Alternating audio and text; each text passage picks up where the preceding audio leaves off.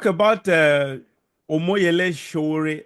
I don't know. There was a report I read earlier in the week, and the report actually was insightful to me. It made sense to me, and I began to ask myself some germane questions about this Omoyele Showore's activism. But before I go into that, Barrister, do you think that Sowore is a mole in opposition? It's an APC mole in opposition. That technically, that while he's fighting against the government, he may be an agent of the government itself. Do you think so? No, not really. I do not think that he's an agent in the sense that the government is sponsoring him. Maybe by default, some of his actions are benefiting the government and the APC, but I do not think it is by purpose or in the shape of the government sponsoring him to help destabilize the opposition. Umore Sowore is a supposed revolutionary freedom fighter, so to speak. And if you study these people, they are single-minded, and as long as something does not inure to their personal benefit, that thing cannot be right. So if you consider Sowore today, he does not agree with anybody. He does not agree with Peter Obi. He does not agree with Atiku. He does not agree with Tinubu. There's nobody that he does not. He only agrees with himself.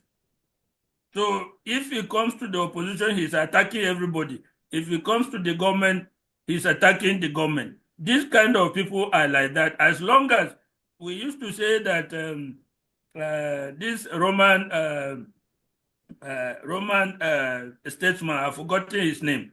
They used to say in Julius Caesar when they were planning a coup, and they say, let's inform Cicero. Somebody said, no, he does not enter anything that's begun by other people.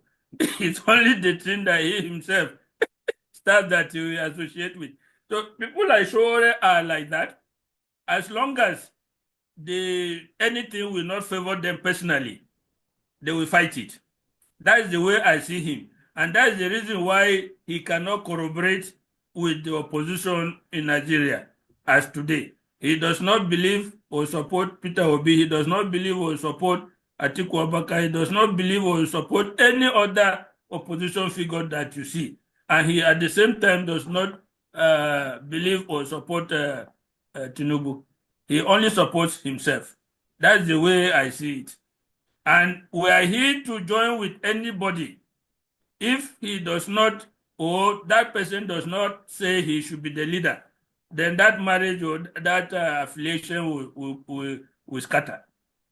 Okay, in that case, let me ask you this question that I asked myself after reading this whole thing. I don't know, based on the antecedents, Nigerian government antecedents of arresting and incarcerating political opponents, Sowore has been very, very critical, very raw when it comes to unglued against the government. He has spoken aggressively even in court sessions. He has challenged government in diverse ways, and in some ways, either clearly or vaguely calling for violent revolutions. Yet, government has not. They have tried to deal with him legally. They've tried to, but when it comes to incarceration, they have not been able to. This is Nigeria, for God's sake. Nigerian government, especially our leaders, they are known for persecuting. They are known for for the persecution or persecuting of opposition leaders. They will always find the flimsiest of excuse to incarcerate that person, to shut the person down. Sowore has been a thorn in the flesh of Tinubu's government, even right from what's his name, Buhari's time. He has been a thorn in the flesh of the government. Yet the government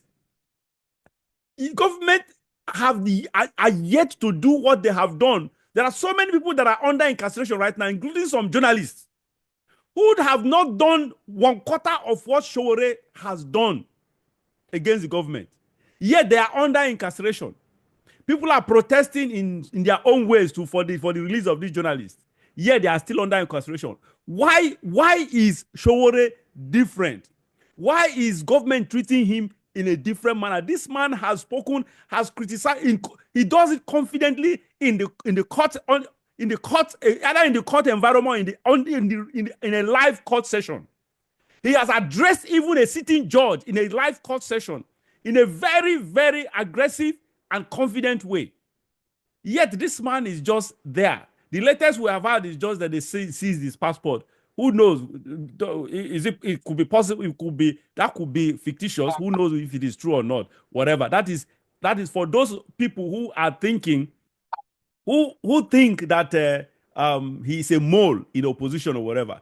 Just like everything you said actually made sense to me. You are right that he seemed to be at odds with everyone except himself. There's no doubt about that. But again, what about this question that I just asked? This concern. What is going on? Why is the government treating him different from others? Yes, I can answer that. I'm aware that Sowore has been arrested on more than 10 occasions. Yes. As we speak, he has not less than 4 cases in court that he's answering in the court. So you have a dilemma here. Number one, Sowore is an international person. He's a national and international person today as we speak. He also has an American passport. Now, you have a dilemma if you are in the government. Anytime he has been arrested, the courts have given him bail. But in the time that he has been under detention, there is agitation, there is pressure from everywhere until he is released from detention, either by the government or by the court on bail. And he has not stopped challenging the government in the most bizarre manner, in the most open and critical manner. So you have a dilemma that you have to arrest this man every day and face the same pressure, face both national and international pressure to release him, only to arrest him the following day. So they have adopted the policy that, well, some of this time, we can't just continue arresting him every day. So allow him to, until something really pricks them to the extent they will bring him in again. I think that is the policy. When you have reached the stage that Sowore has reached, that you don't care anymore, whether you are detained, whether you are even killed in detention, your opponent is in a difficult position, because the only thing that will silence you is to kill you, which will also bring them into a lot of problems. So they have a dilemma. We cannot kill this man. We cannot continually arrest and incarcerate him, because the pressure coming both within and outside will be much. So to a certain extent, they used to allow him to talk. And sometimes the effect of what you say, the effect of an opposition person or a critic of government is increased by his arrest and detention. But when he's not arrested and detained, most of the things he says, they just fall like that and become quiet, and even people forget about it. But the more you arrest somebody, the greater the influence and state of the criticism he has leveled that led to his arrest. Just like we noted on this program, the kind of things that we say on this program has merited our arrest and detention 100 times. Yes. But they say, okay, these people are unknown. They don't have national status. Their coverage does not. How many people are listening to them anyway? Yes. So let's not just go and start the honest nest. But were we to be arrested, and then the whole thing will be blown up nationwide. So you have a dilemma. Certain things, just leave them as they are, and they will fizzle away. The more you arrest, the more you bring the person into prominence, the more you advertise what he has been saying. A lot of people will not hear what he's saying. But when you arrest, it becomes national news. People become aware. Oh, this is what is happening. So that is the dilemma the government has and security agencies have. Yeah, anyway, you're right. Anyway, I think what you said again just made sense. But honestly, when I read that report, both sides actually are making sense to me. And on this at this juncture, honestly, I wouldn't say I'm neither here nor there. That's just the reality. It's sort of because both sides are making a point. It's sort of though. My problem with Sowore, I love his fighting spirit. We've talked about him in the past. This is not the first time. I love his fighting spirit. I love his revolutionary spirit. I love his the way he's really fighting the government. That is one thing I love about him. I don't believe that he has what it takes to be a political leader. He does not have it. I think he's just gifted to be an activist. Some people, that's just his own area of specialty. That is his own destiny. Just be an activist. Activism is what is in his DNA. And I love the way he does it. He's so raw, so frantic, so make some most of the things he says make sense. And that is just it. My problem is, why can't he, barrister? I don't understand. Yes, you have rightly categorized his person. He's that kind of a person that is at all with everyone except himself. My problem is, why can't he actually, if going by if going by your own analysis of this his own of the situation, why can't he actually see a situation where we say the enemy of my enemy is your friend, and as a result team up even with the worst of the strangest of bedfellows to actually fight the government. Why is he? Because obviously he knows, and obviously people around him may have told him or are telling him that you can't win this battle on your own. You have to team up. A tree cannot make a forest. You have to team up with somebody, including some of the bad eggs, to fight someone. That is making this statement of making a statement of the enemy of my enemy is my friend, is my friend. So why do you think he's hesitant? He's not even going in line based on his actions. He's not even going in this line. He's not thinking along this line. He's not acting along this line, even when he knows quite all right clearly that he cannot win this battle on his own. I